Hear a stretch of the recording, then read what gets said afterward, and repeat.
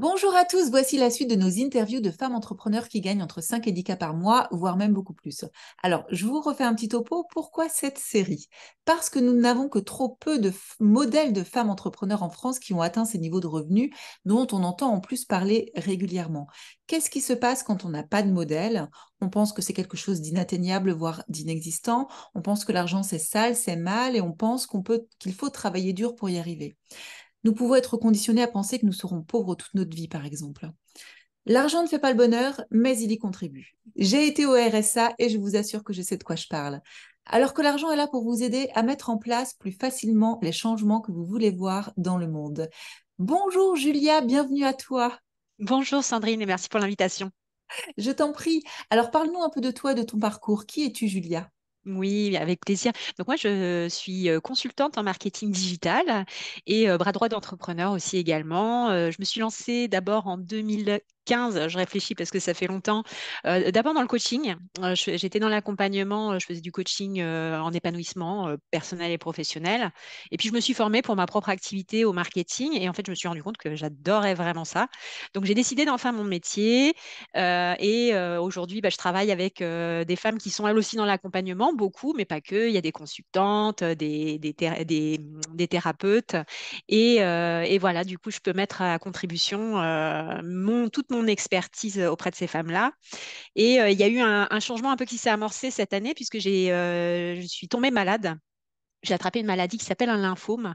C'est la journée mondiale d'ailleurs aujourd'hui du lymphome, qui est un cancer du système immunitaire pour lequel j'ai été soignée. Et aujourd'hui, je suis en rémission. Mais du coup, ça a donné encore un nouvel élan à ma carrière et avec une envie encore plus vraiment profonde de permettre aux femmes de s'exprimer en fait au travers du marketing digital notamment et de pouvoir voilà aider à leur manière leurs clients bien, à être plus épanouis, plus heureux dans leur vie. Donc c'est un peu les ricochets. J'aide ces femmes-là à se rendre visibles et je les aide, elles, finalement, du coup, à aider d'autres personnes. Donc, voilà où j'en suis. Wow, alors, très belle mission de vie et puis bravo pour tout ce que tu as traversé. Quel courage tu Merci. as fait preuve d'un grand courage et honnêtement, chapeau. Alors, je suis très curieuse quand même parce que marketing Dis-moi. digital, voilà. Qu'est-ce que tu fais exactement? Enfin, dans les grandes lignes, tu vois, sur quoi tu travailles? Alors, j'ai plusieurs casquettes, mais on va dire en tout cas, là, j'ai vraiment ce désir aujourd'hui d'être quand même assez recentrée. Donc, mon offre principale aujourd'hui, en tout cas, là où je vais, on est dans de l'accompagnement. Donc, je conseille des femmes entrepreneurs sur deux aspects. Donc, déjà la partie communication sur les réseaux sociaux, puisque ça reste pour moi un pilier. En fait, c'est vraiment ce qui permet de créer du lien avec les personnes qui nous suivent, et puis d'avoir un côté un peu quotidien, quoi. Donc, c'est cet aspect-là qui est important, tout en ayant un côté, en fait, en s'appropriant une méthode marketing. Je vais revenir dessus parce que c'est un peu flou, mais une méthode de marketing digital qui fonctionne pour elle. L'idée, en fait, le constat est parti du fait que les femmes, en tout cas, que j'attire, elles sont créatives, elles ont vraiment quelque chose de très fort à l'intérieur d'elles qui fait elles veulent vraiment réussir grâce à leur entreprise, mais elles ont tendance à être partout, à essayer plein de choses, de faire des newsletters, être sur leur site internet, faire un article de blog, peut-être faire un webinaire et puis des reels. Et du coup, elles s'épuisent et elles n'obtiennent pas de résultats. Donc moi, mon but, c'est de les aider d'une part à identifier vraiment ce qui marche pour elles et ce qui leur correspond, de mettre le focus sur cette action-là et de leur transmettre les méthodologies pour pouvoir justement apprendre à faire, mais non pas que ce soit mal fait, mais que ce soit fait différemment. D'accord, ok, super, merci beaucoup. Alors Je t'en attention, prie, question tabou. Quels sont dis-moi. tes revenus mensuels? Quel est ton CA, mais surtout tes revenus nets? Oui, alors ça a été très fluctuant ces derniers mois, forcément, mais en tout cas, j'avais un chiffre d'affaires de 60 000 euros cette année. J'atteins les 60 000 euros et je me verse un salaire de 1 500 euros pour l'instant, puisque bah, mon activité ayant fortement ralenti, j'ai beaucoup d'investissements à côté, mais c'est OK avec ça, puisque je travaille avec une équipe aussi, je ne l'ai pas dit, ça c'est l'autre pan de mon activité. On aide des entrepreneurs aussi, soit à mettre en place des outils, soit à publier sur les réseaux sociaux, etc. Donc, comme j'ai une équipe derrière moi, ben, j'investis cet argent-là dans mon développement. C'est vrai que c'est quelque chose qui peut faire peur, comme ça, comme quand pour une raison ou une autre, on a notre activité qui ralentit. On se dit mince, mince, mince, mince, mince, on freine et il faut arrêter de sortir de l'argent parce que c'est rassurant. Mais il faut savoir que c'est ce qui va faire qu'une entreprise va vivre, c'est justement parce qu'elle fait des investissements. Alors, on ne le ressent pas sur le coup, hein. C'est vrai qu'on peut avoir l'impression de sortir de l'argent et puis pas avoir d'avoir de retour sur investissement. Mais c'est parce qu'on investit dans notre entreprise, bah déjà qu'on met cette énergie là-dedans, on y croit. Et puis aussi qu'on peut s'appuyer sur les bonnes ressources pour nous aider à nous développer. Ouais, effectivement, tu fais bien d'en parler parce que c'est une grande leçon de cet été que j'ai appris. Finalement, c'est pas tant le comment, mais c'est le qui, avec qui on travaille. Exactement. Être entouré des bonnes personnes, que ce soit les personnes, nos collaborateurs directs ou en tout cas indirects, et les clients avec qui on travaille aussi, clairement. Donc, du coup, 60 000 euros de chiffre d'affaires, donc 5 000 euros de chiffre d'affaires par mois, tu gardes 1 500, donc tu réinvestis combien ça fait? T'enlèves les charges, quoi, 2 000 euros par mois? Oui, en frais d'équipe et divers, je dois avoir dans les 2 000 euros. Après, j'ai un matelas de sécurité, une enveloppe que je garde au cas où. Et puis après, bah, il y a toutes les cotisations sociales. Moi, je suis en entreprise, donc enfin, tout le monde paye des cotisations sociales. Mais du coup, j'en paye même quand quand je fais pas de chiffre d'affaires. Donc, il faut quand même avoir toujours voilà, cet argent de côté bah, pour se sentir en sécurité et justement aussi pouvoir réinvestir cet argent dans un accompagnement, dans une formation, tout ça, quoi. Ouais, c'est intéressant, on y reviendra tout à l'heure, tu verras, ça fera partie des questions. Est-ce que tu t'es posé la question, est-ce que des fois tu te poses la question de dire, mais ces 2 000 euros-là, et si je les gardais pour moi, et si enfin je pensais à moi, et si je me faisais plaisir, parce que je suis un petit peu dans le même positionnement que toi, c'est-à-dire que j'investis beaucoup. Euh, mais voilà, alors on sait que c'est pour plus tard, on sait qu'investir sur soi, c'est important pour l'entreprise. Mais voilà, il y a toujours cette petite question de se dire, ah ouais, mais j'aurais peut-être pu les garder pour moi aussi, quoi. Peut-être pu faire ceci, cela. Est-ce que ça t'arrive aussi? Alors, bien sûr, ça m'est arrivé énormément de fois, jusqu'à ce que je constate, et en regardant, donc ça, c'est un exercice que j'invite aussi, plutôt que de regarder devant, c'est de regarder derrière. Et quand j'ai regardé ben, ce que je gagnais à mon démarrage et quand j'ai commencé à investir, ben, j'ai vu que mon chiffre d'affaires, en fait, il a été multiplié chaque année. Et finalement, j'ai récupéré tout ce que j'investis. Donc, on a tendance à voir ce qu'on n'a pas et à avoir ce côté très protecteur de je vais garder mes sous au cas où.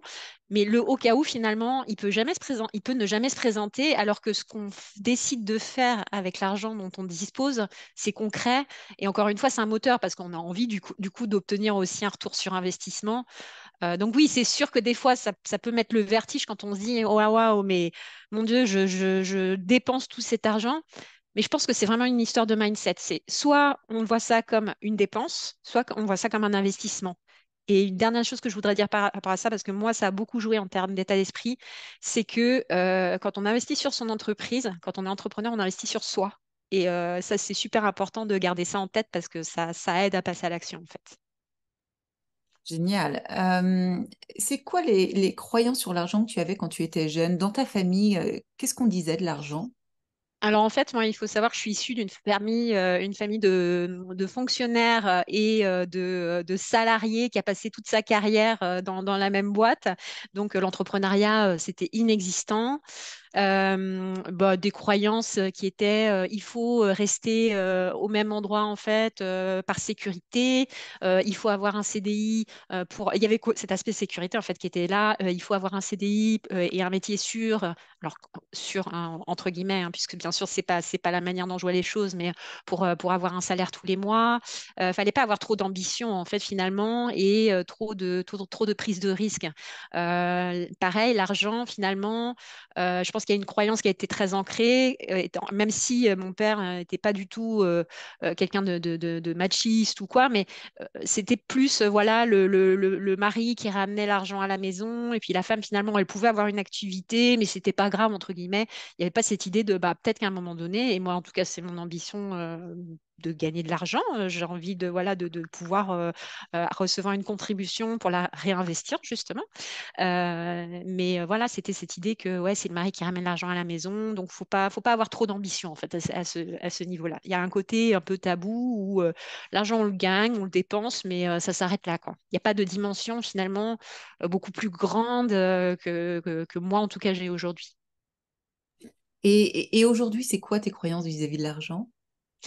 Aujourd'hui, bah, j'ai compris que c'était quelque chose qui était pas mal.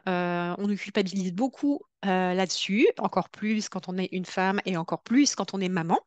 Parce que c'est pas voilà l'argent c'est pas bien, surtout et ça c'est quelque chose que j'entends beaucoup et je l'accueille avec beaucoup de bienveillance, surtout quand on aide les autres. On ne devrait pas recevoir de contribution parce qu'on aide les autres.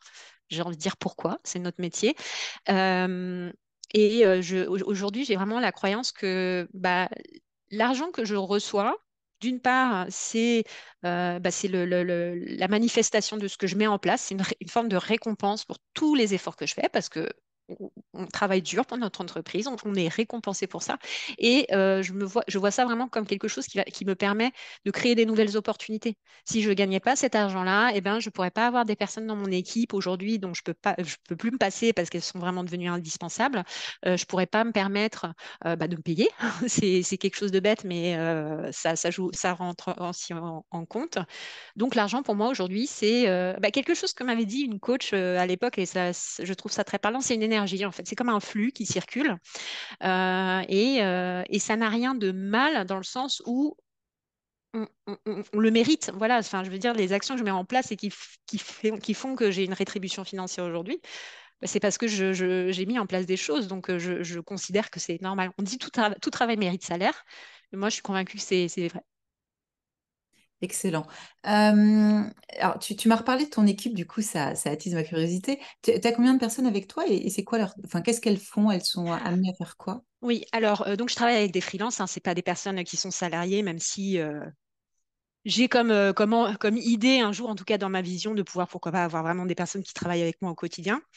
Donc, je travaille avec une assistante qui s'occupe notamment de la gestion administrative et de la programmation des différentes publications que je fais sur les réseaux sociaux, puisque dans mon métier, j'ai une grosse part de communication. Forcément, il faut que je sois un peu cohérente avec ce que je propose aussi à mes clients. J'ai une personne qui est mon bras droit, donc, il s'occupe bah, tout ce qui est, comme on appelle ça le back-office, donc tout ce qui se passe en termes de process, par exemple, en termes de supervision aussi des personnes, sur vérifier qu'elles font le travail qui est demandé. Elle m'aide aussi sur toute la partie stratégie, notamment, puisque bah, avant de de faire un lancement, par exemple, ou de mettre en place un nouveau projet, j'aime bien l'idée de prendre du recul, prendre de la distance et justement de pouvoir brainstormer avec elle. Donc, elle est à mes côtés finalement pour vraiment, c'est mon adjointe et me donner un autre regard finalement sur les différentes choses et puis structurer. C'était surtout ça mon souhait, bah, toute mon entreprise. Je suis quelqu'un de très carré, très organisé, donc c'est savoir que j'ai des process. euh, que tout est sous contrôle aussi, ça me rassure, ça me permet de me libérer de cette charge mentale-là qui finalement peut être un frein. Et après, à côté de ça, je travaille avec deux assistantes marketing qui, elles, s'occupent de la programmation des contenus de nos clients. Donc, tout ce qui est... Alors, il y a plusieurs possibilités. Soit on peut les aider à créer des publications pour leurs réseaux sociaux, par exemple, ou des contenus, des vidéos, des reels, etc. Soit après, à côté, elles s'occupent de faire la programmation sur les réseaux sociaux. Donc, c'est plus du marketing opérationnel. Et je travaille ponctuellement également avec une rédactrice qui écrit mes articles de blog, puisque c'est quelque chose aujourd'hui que j'ai choisi de déléguer. J'ai gardé la newsletter parce que c'est quelque chose que j'adore faire, mais c'est vrai que les articles, je préfère laisser ça à quelqu'un qui va faire ça très bien, le référencement, tout en collant quand même à mes valeurs et à ma personnalité. Et ponctuellement, je travaille aussi avec une webmaster qui s'occupe de toute la partie, toutes les petites choses à mettre en place, techniques, pour lesquelles j'ai pas forcément les compétences ou en tout cas pas le temps. Mm. Ah, c'est impressionnant. Alors, j'ai deux questions du coup qui me viennent, qui n'étaient pas prévues, je suis désolée, mais du coup, je Dis-moi, mais vas-y, je t'en prie. vais avoir. Alors, première question, c'est ton bras droit donc qui est freelance. C'est quoi l'intitulé de son poste? Parce qu'il a l'air de faire, il ou elle a l'air de faire beaucoup de choses et ça a l'air passionnant. Est-ce qu'il y a un intitulé de freelance? Elle est business manager. Ok, merci. Alors là, Je tu t'en vas aider prie. beaucoup, beaucoup de monde. Et puis avec ma deuxième question aussi, c'est Euh, je trouve ça admirable que tu oses autant déléguer. J'adorerais être comme toi. C'est quoi le tilt que tu as eu? Qu'est-ce qui t'a fait te dire, alors tu vas me dire, c'est peut-être en lien avec ce que tu viens de vivre, mais voilà, qu'est-ce qui a fait que tu t'es dit, mais stop, ce que j'ai plus envie de faire, je le fais plus, je m'autorise à le déléguer, quoi. Alors déjà, bah, bien entendu, ça s'est fait très progressivement, hein. Moi, j'ai commencé à déléguer bien avant 2020. Dès que j'ai commencé à gagner, à faire du chiffre d'affaires, j'ai commencé à déléguer, bon, après avoir suivi des accompagnements, justement, ou pour bien comprendre l'intérêt, parce que je me suis rendu compte que les choses sur lesquelles je passais du temps, c'est des choses pour lesquelles finalement je pouvais payer quelqu'un et que j'allais pouvoir facturer plus cher. Donc finalement, j'étais gagnant dans l'histoire. Typiquement, la programmation de mes publications, c'est peut-être quelque chose, j'en sais rien, qui prend 2 heures. Ces 2 heures de temps-là où je vais payer mon assistante qui a un taux, qui a un taux horaire qui est bien inférieur que le mien, si si je les mets à contribution d'actions qui ont vraiment un impact financier plus important, je suis gagnante. Donc, j'y suis allée progressivement. J'ai vu le temps que ça me libérait. Après, ça a été les opportunités qui ont créé finalement ces prises de décision. La première chose, ça a été quand je me suis rendu compte que j'avais beaucoup de demandes pour mon offre à la base, c'était je faisais surtout la gestion de calendrier éditorial. J'ai eu de plus en plus de demandes et j'étais pas en capacité de le faire seule. Donc, je me suis dit, bah, quitte à avoir des clientes et pour bien les accueillir ou en tout cas voilà pour leur offrir un service de qualité, il fallait que je m'appuie sur quelqu'un. Après, il y a eu une deuxième assistante qui est arrivée l'année d'après parce que ça tournait bien. Et je suis arrivée à un stade en termes d'état d'esprit où voilà, mon entreprise était en croissance, ça roulait bien, mais je sentais que j'étais arrivée à ce qu'on appelle ce plafond de verre. Alors, financier, mais pas que, parce que je sentais que je commençais à tourner en rond. En fait, je savais pas comment switcher. Et j'avais vraiment besoin de quelqu'un justement qui allait pouvoir m'aider à franchir cette marche et à me donner cette impulsion au quotidien. Ça a été l'investissement le plus difficile à faire pour moi parce que bah, déjà la personne voilà, avait un taux horaire qui était plus important, mais aussi parce que ça demande d'accepter qu'on n'est pas en capacité ou qu'on n'a plus envie de faire seul. Et ça, c'est finalement, je trouve que c'est le plus dur parce qu'il y a cette notion de lâcher prise où on se dit, bon, est-ce que ça veut dire que je suis pas capable? Alors que non, en fait, ça n'a rien à voir avec la capacité. C'est qu'il y a un moment dans la vie de toute entreprise où on a besoin alors, ça ne veut pas dire de recruter quelqu'un dans son équipe. Tout le monde n'est pas fait pour avoir une équipe avec soi, hein, ça, c'est clair. Mais en tout cas, bah, c'est le moment où on a besoin de suivre un accompagnement, peut-être, ou faire une formation, ou faire appel à un prestataire pour mettre en place un outil ou quoi. Et je regrette pas de l'avoir fait. En fait, surtout c'est ça, tu vois, je parlais de ça, je parlais de regarder en arrière aussi.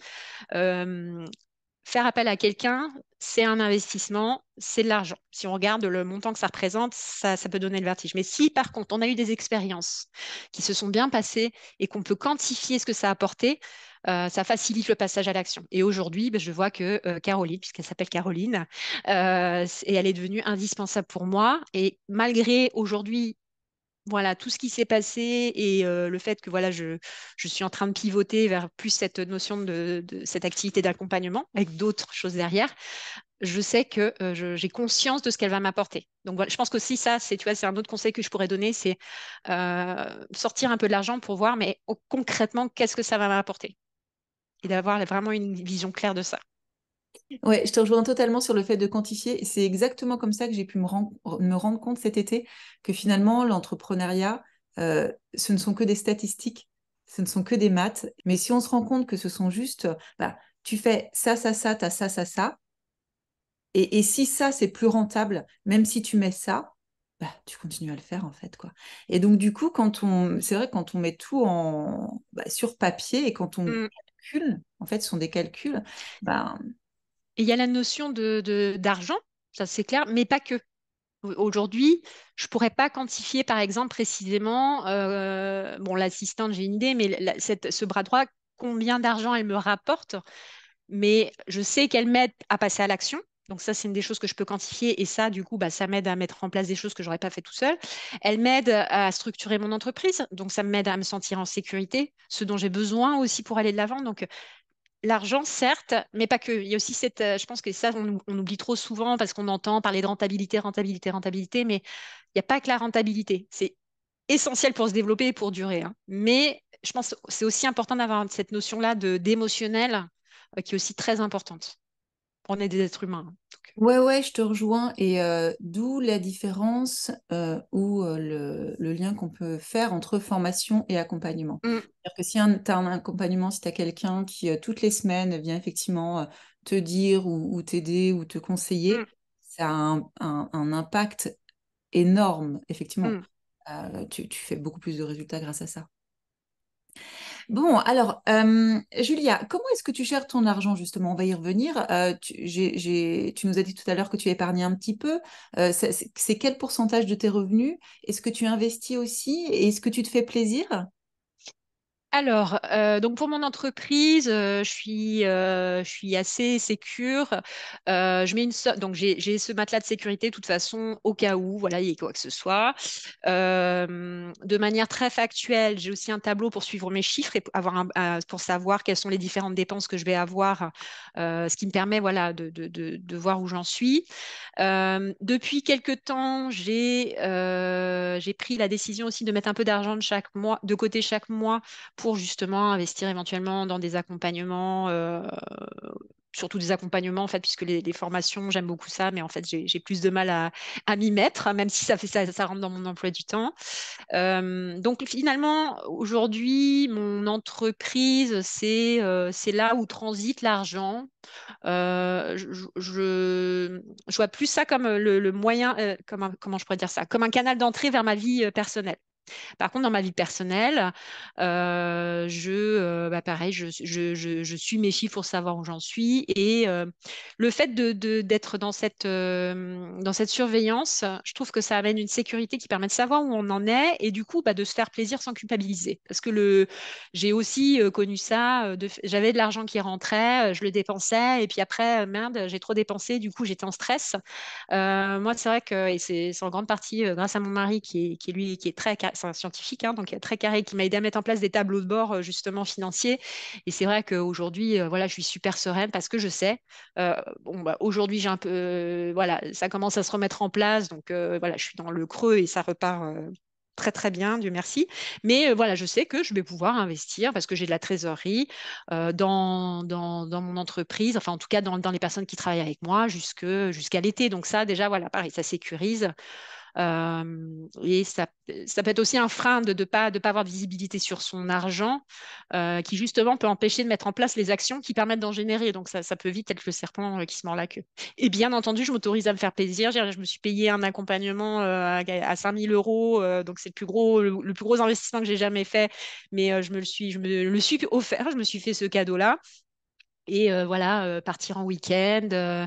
Après, je consomme pas beaucoup parce que ça fait partie de mes valeurs et de mes convictions aujourd'hui. Mais voilà, je j'ai pas de frustration en tout cas aujourd'hui par rapport à l'argent, par rapport à mes besoins et à ceux de ma famille qui pour moi est le plus important. Très intéressant. Alors, tu me parlais de tableau de bord. Alors là, c'est très personnel comme question. C'est Oui. exactement ce dont je parlais avec les femmes que j'accompagne justement ce midi, où je leur disais, il faut absolument que j'ai un tableau de bord très précis pour arrêter de m'inquiéter, alors que je sais que tout ira bien, mais Hmm, tant que j'ai pas les chiffres, voilà, je ne sais pas. hmm. Tu utilises quoi? Quel logiciel tu utilises? Excel, un tableau Excel, tout bête, enfin tout bête. On se comprend, j'ai pas d'outils, j'ai essayé plein de choses. J'ai essayé plein de choses. Je trouve que c'est trop compliqué. Et c'est comme ça que je fonctionne en tout cas. Le fait de rentrer les chiffres, c'est plus concret pour moi, plutôt que d'avoir des outils qui vont analyser des données automatiquement. Ça ne me parle pas en fait. Alors que si j'entre les chiffres, je vois les cellules qui se réajustent, ça me sécurise en fait. Et tout simplement, j'ai mes rentrées d'argent. Donc j'ai un tableau sur l'année. pour pouvoir avoir une vision pas au mois le mois, avec le prévisionnel, et je réajuste les montants en fait au fur et à mesure, et j'intègre mon matelas de sécurité, j'intègre le calcul de mes charges, de mes cotisations sociales. Ça m'a permis aussi de savoir, en ayant été en maladie cette année, combien j'avais besoin pour pouvoir, parce qu'il faut savoir qu'en entreprise, et je pense que c'est peut-être même la même chose en micro-entreprise en tout cas, euh, qu'on travaille ou pas, on doit cotiser un certain montant à l'URSSAF chaque année. Même sans salaire, c'est comme ça. C'est une protection, hein, c'est pas une punition, mais donc il faut en avoir conscience. Et ça, du coup, voilà, je l'ai intégré dans mon prévisionnel. J'ai vu que ça allait rentrer largement d'ici la fin de l'année. Et ça me permet de savoir combien je peux me payer.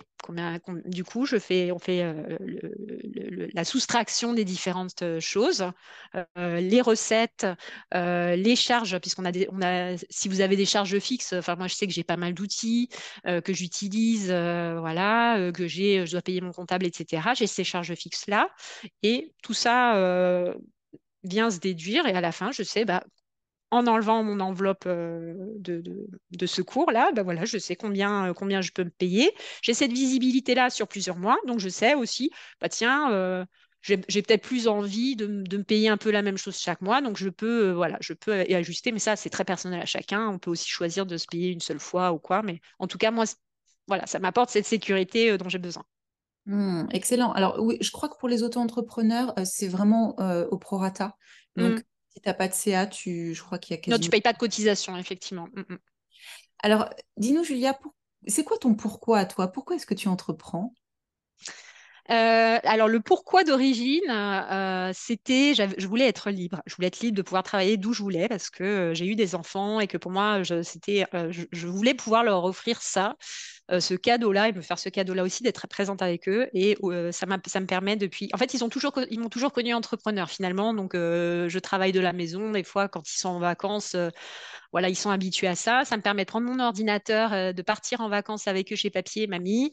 Ça, on va dire, le déclencheur. Aujourd'hui, vraiment, le pourquoi, c'est de me dire que mon activité, elle fait quelque chose de bien, puisque moi, je suis quelqu'un qui adore apprendre, et je me dis, c'est trop dommage d'acquérir des connaissances qui peuvent être utiles aux autres. Donc, le fait de pouvoir les transmettre ce que j'apprends de manière un peu plus pédagogue, parce que c'est vrai que le marketing, c'est un mot qui fait un peu peur. On ne sait pas trop ce que ça regroupe.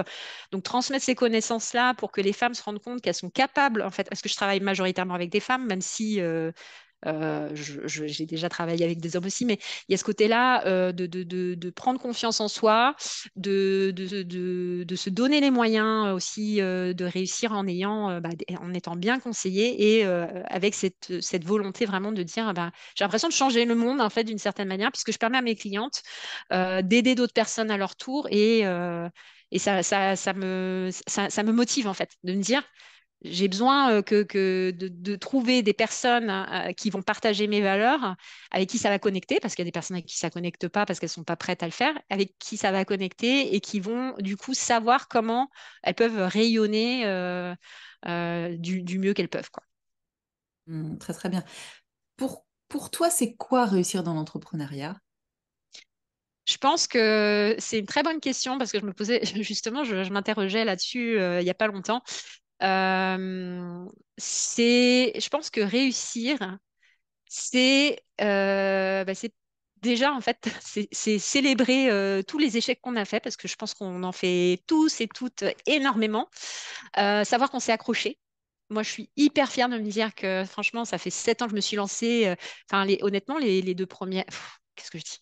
Ouais, de 2015 à 2019, je me suis quasiment pas payée, quoi. J'avais un chiffre d'affaires qui était, pour tout te dire, en toute transparence, tu vois, je l'ai fait il y a pas longtemps parce que j'ai regardé où j'en étais justement de mes trimestres de retraite. J'ai eu des périodes où je générais même pas, j'étais en micro-entreprise, je ne générais même pas assez de chiffre d'affaires pour cotiser à la retraite. Donc, de me dire que malgré tout ça, je me suis accrochée, et que aujourd'hui, ça y est, voilà, je commence à récolter le fruit de tous mes efforts. Pour moi, c'est une forme de réussite. Pour me dire que, et c'est aussi le fait de sentir que ce que je fais aujourd'hui, ça contribue à ma vie personnelle, à ces aspects-là qui sont hyper importants pour moi. Ma famille, le fait d'organiser mon temps comme je veux, de pouvoir travailler avec d'autres personnes. Pour moi, voilà, la réussite, c'est le fait d'avoir été jusque là où j'étais vraiment à ma place. Pour moi, c'est vraiment ça, réussir. Hmm. Qu'est-ce que tu as appris grâce à ton business? Ouh. J'ai appris la résilience. J'ai appris voilà que on se plantait beaucoup, beaucoup. J'ai appris j'ai beaucoup renforcé mon estime de moi aussi parce que quand on arrive du salariat, j'en ai pas parlé, hein, mais j'ai bossé dans les ressources humaines pendant 15 ans, donc j'ai connu vraiment le schéma classique où on a quelqu'un pour nous faire un retour derrière, que ce soit pour nous taper dessus ou pour nous valoriser, mais on a quelqu'un. Quand on se retrouve chef d'entreprise, on n'a personne pour nous faire un retour finalement sur ce qu'on fait, donc on est amené à beaucoup douter. Donc voilà, ce que je disais tout à l'heure, ce petit exercice de regarder derrière plutôt que droit devant, ça m'a beaucoup aidé. Et puis ça m'a appris aussi que j'étais capable, parce que c'est vrai que c'est très compliqué hein, de se lancer quand on est entrepreneur. On doit tout apprendre, la comptabilité, la communication, le marketing, le commercial. On fait tout et voilà. Et du coup, ça apprend qu'on est capable, en fait. Ça m'a appris ça, que j'étais capable, que j'étais humaine et que j'avais le droit de me planter aussi et que c'était OK et que c'est pas pour autant que je ne trouverais pas les moyens derrière pour y arriver. Ouais, c'est ça, tu nous parles de résilience. Euh, Est-ce que quand il te reste quelques moments où tu te décourages, où tu doutes, qu'est-ce que tu fais dans ces moments-là? Qu'est-ce que tu penses et qu'est-ce que tu mets en place? Alors ces moments-là, je tiens à rassurer, ils arrivent très très souvent. Franchement, je ne compte pas le nombre de fois où j'ai eu envie de tout abandonner parce que j'en avais marre ou j'étais mal, voilà, j'étais dans un mauvais mood. Euh, Ce que j'ai remarqué quand même, en tout cas me concernant, c'est que très souvent ces moments-là, ils arrivent quand je suis fatiguée.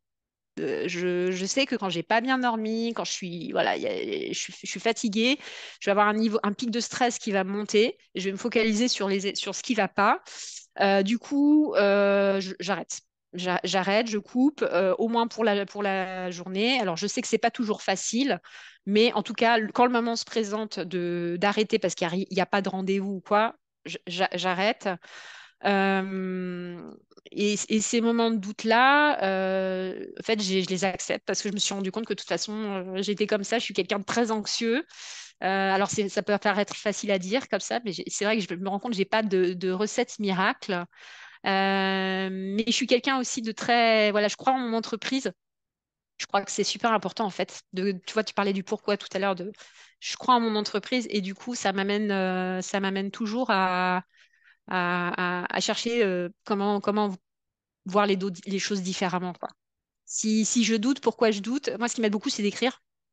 Donc, j'essaie de faire cet exercice-là, d'écrire auquel je doute, auquel je me sens pas bien, mais pourquoi? Et en fait, des fois, de l'écrire, on fait ressortir des choses intéressantes.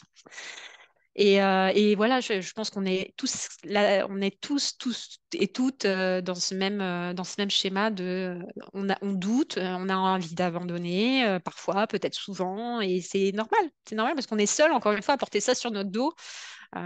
Du coup, ouais, c'est important d'accepter, même si c'est pas évident qu'on est vulnérable. Et aussi, par contre, de manière très pragmatique, ce qui m'aide beaucoup, alors pas que pour mon entreprise d'ailleurs, parce que finalement, le perso, le pro sont souvent très imbriqués, c'est d'être suivi par une psychologue ou un thérapeute, d'avoir un accompagnement psychologique en fait, parce que notre conjoint ou notre conjointe est pas forcément, voilà, ils peuvent être une bonne oreille, c'est pas leur rôle entre guillemets de nous écouter nous plaindre ou ils peuvent pas comprendre forcément aussi ce qu'on traverse.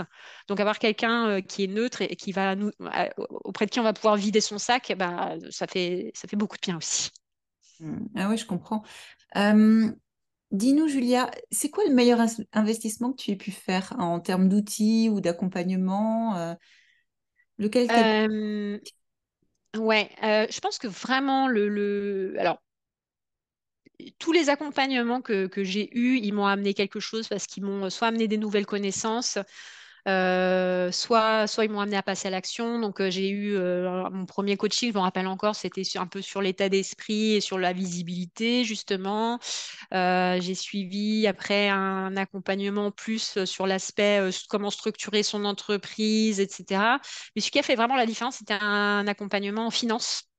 Parce que justement, déjà, c'était un accompagnement pour des entrepreneurs beaucoup plus avancés que moi. Donc, je me suis dit, syndrome de l'imposteur, bonjour, mais bon, je vais quand même y aller. Et parce que ça m'a appris justement cette importance de mettre en place des tableaux de bord pour suivre ses finances, de faire des projections. Parce que c'est vrai que quand on a une entreprise, on se dit, bon, je veux trouver des clients. Mais c'est pas une fin en soi. Trouver des clients, ça veut rien dire. Trouver des clients, ça veut dire combien. Et combien, ça veut dire qu'est-ce qu'on va avoir comme niveau de vie, en tout cas, combien on veut faire rentrer d'argent, de combien on a besoin pour payer ses charges, c'est quoi le salaire qu'on veut se payer, combien coûtent nos offres du coup, est-ce qu'elles sont adaptées? Moi, ça m'a fait prendre conscience, c'était une grosse claque quand j'ai commencé cet accompagnement, que j'étais pas assez chère.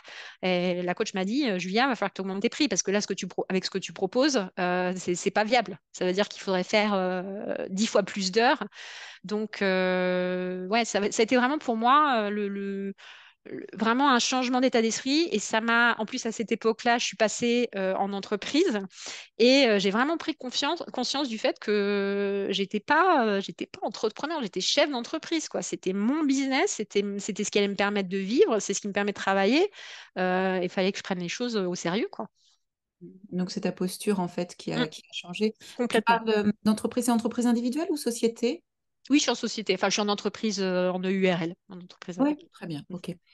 Ces derniers mois ou ces dernières années, outre l'argent, quelle nouvelle croyance ou habitude a amélioré ta vie, toi, Julia? L'organisation. L'organisation, je souris parce que j'ai eu une période vraiment où je travaillais énormément, parce que j'avais beaucoup de clients. J'avais pas d'air dans mon emploi du temps du tout. Je me mettais des blocs de rendez-vous, donc j'avais des rendez-vous à tout moment, enfin dans mes heures de travail. J'avais énormément de projets et voilà. Je me suis rendu compte avec ce qui s'est passé que c'était plus possible du tout. Donc, ce que je me suis rendu compte déjà, c'était que moi en tout cas dans mon organisation, j'avais besoin de regrouper mes rendez-vous selon des créneaux qui me convenaient. Donc, c'est mes rendez-vous clients qui sont sur des jours précis et pas à tout moment de la semaine. Je me laisse du temps, c'est-à-dire que j'ai un bloc temps par jour où je vais travailler sur un domaine en particulier. Bah, par exemple, le vendredi, c'est mon marketing. Et en quoi ça a changé les choses? Bah, ça m'a apporté de l'oxygène dans mon organisation. Donc, ça a laissé beaucoup plus de place pour la créativité aussi, que j'avais plus du tout, parce que j'étais dans l'exécution. Je prenais mes listes de tâches, tac, tac, tac, tac, tac. Alors qu'aujourd'hui, je suis beaucoup plus dans je prends du recul, je regarde comment ma semaine, quelles sont mes priorités aussi. Et j'ai appris à être focus aussi, parce que j'avais tendance à avoir 36 projets en même temps, qui n'avançaient pas comme je voulais. Donc là, aujourd'hui, voilà, j'ai un projet à la fois. Des fois, je suis très tentée, bien sûr, de commencer autre chose. Mais je me pose la question, je me dis, est-ce que tu as envie de revenir en arrière et de reprendre ces vieux travers? Non. Donc, OK, on met le focus sur cette chose-là. Et j'avance et je finis mes projets. Mais c'est très récent, hein. On parle de 6 mois, hein. Donc, il y a encore du travail à faire. Mais je trouve que faire passer ses besoins avant ceux finalement de rendement et d'entreprise, ça change vraiment, vraiment la donne en termes d'état d'esprit, de créativité. On laisse beaucoup plus de place aux opportunités aussi. Tu vois, honnêtement, tu m'aurais contacté il y a un an en arrière, je t'aurais dit non, non, j'ai pas le temps. J'ai pas le temps, j'ai pas le temps, je peux pas. Alors qu'aujourd'hui, je me dis, bah non, c'est une opportunité d'avoir une chouette discussion, peut-être pouvoir aider d'autres personnes. Et donc, voilà, donc je suis contente de le faire. Merci, Julia. C'est cool. Dis-nous, quel conseil donnerais-tu spécifiquement à une femme qui aimerait avoir plus d'ambition financière dans son business? Voilà, si on veut s'expanser, si on veut aider plus de monde, parce que c'est ça en fait, hein, quand on Mm. grandit, on aide plus de monde, hein. Donc une femme qui souhaiterait atteindre les mêmes revenus que toi, quel conseil tu pourrais lui donner? Mais je pense de se faire accompagner. Clairement, de se faire accompagner par des personnes qui ont pris ce chemin-là, parce que on n'est pas toute seule en fait à avoir des croyances ou des freins. se faire accompagner parce que ça permet vraiment d'apprendre. On ne sait pas ce qu'on ne sait pas. Donc, être avec des personnes qui ont vécu, qui ont connu les mêmes freins, qui ont eu rencontré des obstacles, mais qui aujourd'hui ont réussi ou en tout cas sont allés là où elles voulaient. Je trouve que c'est super inspirant. Ça permet de gagner énormément de temps puisque les personnes qui vous accompagnent, elles vous font gagner beaucoup, beaucoup de temps, plusieurs années souvent. Ça permet de prendre du recul aussi avec sa situation et voilà, d'avoir une méthodologie qui va économiser du temps, de l'énergie. Typiquement, je pense aux finances. C'est difficile d'avoir conscience du fait, par exemple, qu'on peut gagner telle ou telle somme si on ne sait pas comme les actions qu'il faut mettre en place pour atteindre ça. Par exemple, je donne l'exemple du marketing digital. Quelqu'un qui va se lancer, qui dit, bon, voilà, OK, je vais communiquer sur les réseaux sociaux, ça va pas marcher. Enfin, alors que si on explique comment ça fonctionne, on sait comment mettre en place des actions qui vont avoir plus d'impact. Pour ces chiffres, c'est pareil. Les chiffres, c'est quelque chose, ça s'apprend, c'est pas inné. On ne sait pas comment faire un tableau de bord. Avoir quelqu'un qui va nous accompagner ou nous expliquer voilà comment ça marche, le pourcentage de charge s'étend, voilà pourquoi c'est intéressant de passer en entreprise, parce que ce qu'il faut savoir, c'est qu'en entreprise, malgré voilà, certaines petites contraintes, on peut déduire énormément, énormément de choses. Donc au final, on gagne, on est gagnante à ce niveau-là. Entreprise, on peut déduire En fait, quand on est en micro-entreprise, quand on va faire appel à une personne ou à prendre une formation, ou acheter un outil, c'est notre poche. Certes, on ne paye pas de cotisation dessus. Quand on est en entreprise, toutes ces choses-là, on va pouvoir les déduire de ses charges. Donc l'argent va quand même sortir de l'entreprise, mais on ne va pas payer de cotisation dessus. Donc on va pouvoir déduire la TVA aussi. Donc voilà, et ces choses-là, je les sais aujourd'hui. Pourquoi? Parce qu'il y a quelqu'un qui m'a expliqué comment ça marchait. Et toute seule, je l'aurais peut-être appris parce que j'aurais lu des articles, etc. Mais franchement, je ne sais pas pour vous, je trouve que la vie, elle est trop courte pour passer des heures et des heures à lire des articles incompréhensibles ou trop compliqués. Donc, ouais, vraiment investir, je pense que c'est la meilleure chose. Et rejoindre aussi, rejoindre des groupes de personnes qui sont dans la même situation que vous, ou en tout cas qui sont dans une posture de s'élever, parce que le fait d'échanger avec ces personnes-là, ça permet aussi d'avoir une autre vision des choses, donc c'est des groupes d'entrepreneurs typiquement avec qui échanger pour voir eux où ils en sont. Ils rencontrent les mêmes choses, tiens, qu'est-ce que eux ils mettent en place? Donc voilà, si je devais résumer de manière générale, s'entourer, quoi. Ouais, exact. Bon, je peux pas te contredire pour les réseaux. Dis-moi, tout à l'heure, donc tu parlais d'être accompagné aussi par des coachs. Donc du coup, c'est des coachs et peu importe le domaine d'activité, coach business, coach finance, coach marketing, coach, c'est ça un petit peu, hein. Oui, exactement. Alors après, il n'y a pas de bon ordre ou de mauvais ordre. Moi, je sais que les coachings que j'ai choisis, c'était toujours par rapport à mon objectif du moment. Quand j'ai commencé, ma priorité, c'était pas de m'occuper de mes chiffres. Enfin, j'en avais pas conscience à ce moment-là. C'était de me dire, mais comment ça fonctionne une entreprise? Qu'est-ce que je dois mettre en place pour trouver des clients? Après, OK, mon entreprise a commencé à se développer. J'ai commencé à avoir de plus en plus de clients. Je commençais à avoir une équipe, etc. Mon besoin à ce moment-là, j'avais besoin de structure et j'avais besoin de savoir comment je gère une équipe, comment je mets en place des process. Puis après, voilà, je me suis sentie prête, j'ai senti que j'arrivais à ce fameux plafond de verre. OK, à ce moment-là, oui, j'avais besoin peut-être d'avoir plus de visibilité sur mes chiffres et sur mes investissements. Donc, c'est vraiment en fonction de son objectif du moment. Ça sert à rien de commencer je vous dis n'importe quoi, mais par un coaching pour apprendre à gérer une équipe si vous êtes toute seule et que vous avez qu'une assistante, par exemple. C'est pas une critique, hein, mais c'est peut-être pas la priorité à ce moment-là. De même que j'ai pas d'exemple concret en tête, mais voilà, d'investir dans des outils dont vous n'avez pas besoin, moi, à ce moment-là, à ce moment donné aussi, c'est pas indispensable. Donc, c'est en fonction de votre objectif et vraiment toujours un peu de connecter aussi au niveau émotionnel. Qu'est-ce que vous ressentez et de quoi vous avez besoin à ce moment-là et du coup, comment on peut vous aider? Ah, ok. Et quel conseil ne faudrait-il surtout pas qu'elle écoute, cette personne-là? Euh, je souris parce que je vais pas me faire des copines, mais il y a une grosse, je trouve qu'il y a une grosse injonction par rapport aux 100K chez les entrepreneurs. Atteindre les 100K, les 100K, les 100K, ce qui veut dire 100 000 euros, si vous savez pas. Euh, alors, je trouve que c'est très bien et je ne me ferme pas, je ne me ferme pas à cette hypothèse-là, pourquoi pas, ça serait super. Mais je trouve que ces chiffres-là, en soi, ils ne veulent rien dire.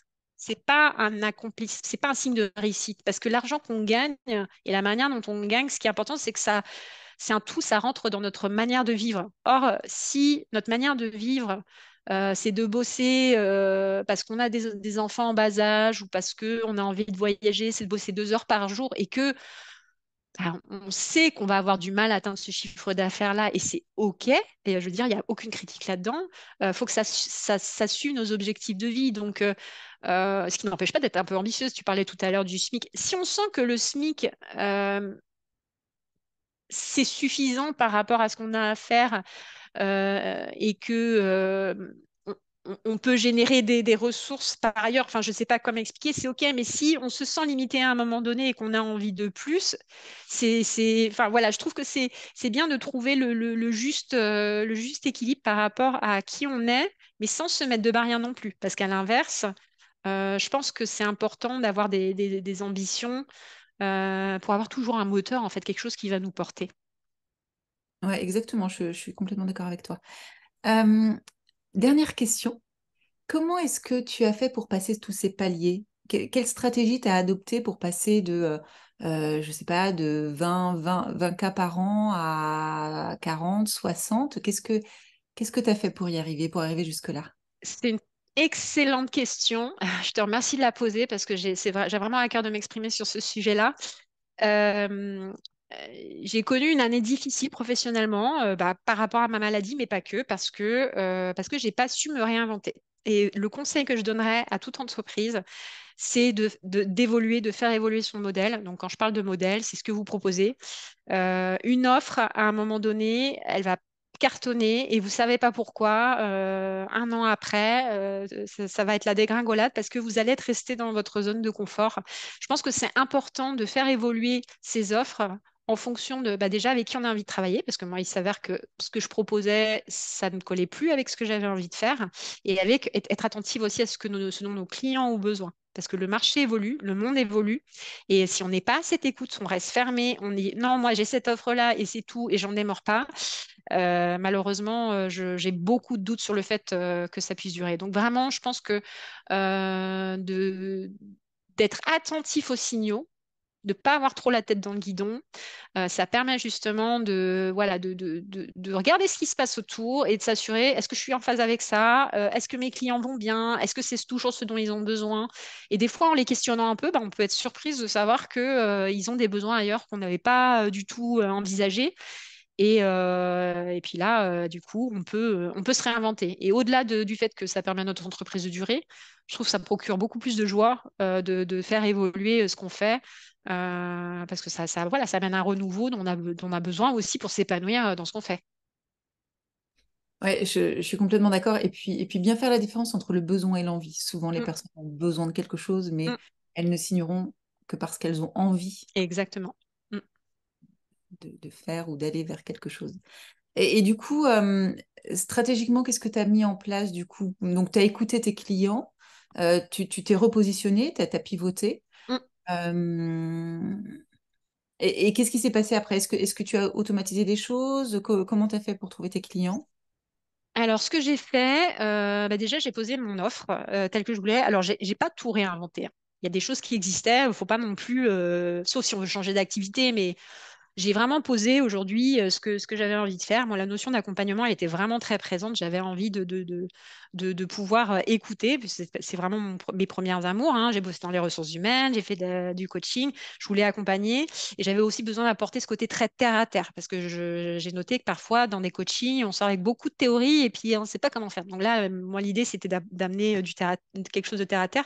Donc finalement, j'ai fait un mix de ce que j'avais envie de faire, ce que j'aimais faire et ce qui pouvait intéresser. Donc, j'ai questionné des personnes autour de moi, notamment.